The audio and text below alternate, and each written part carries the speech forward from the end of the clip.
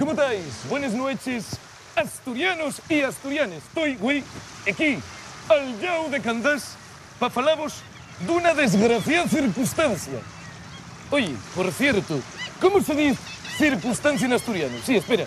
Cercus, curcus, cuscus. Bueno, dame igual. Lo que vos decía.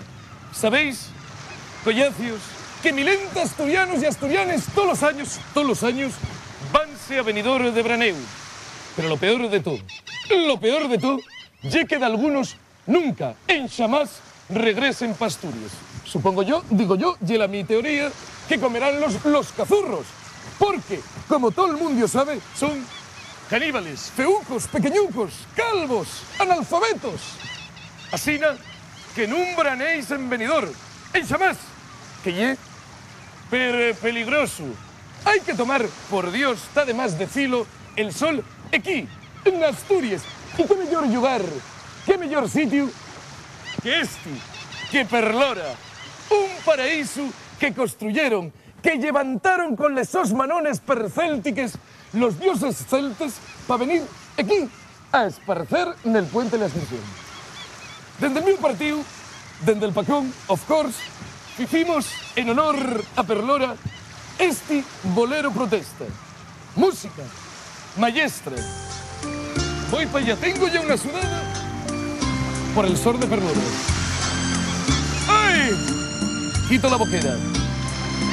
Castrón, vente pa' Perlora. ¿Dónde vas a veranear? Tierra de mar y de playa, una villa en sin igual. Non volvas más pa' la mar, ni na Valencia de Don Juan. Pies cantas a dos pasos. ¡Hombre, por Dios! ¿Cómo vas a negar? Castrón, vente pa' Perlora. A Benidorm ya non vaigas. Comprar aquí, bueno, y una gran inversión de la de Dios. Non escaezas la toalla, tomando el sol en que arranques. Estás como en otro planeta.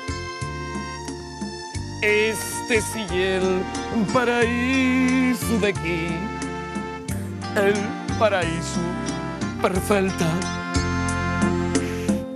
el paraíso perfecto. Gracias, qué guapo, por Dios.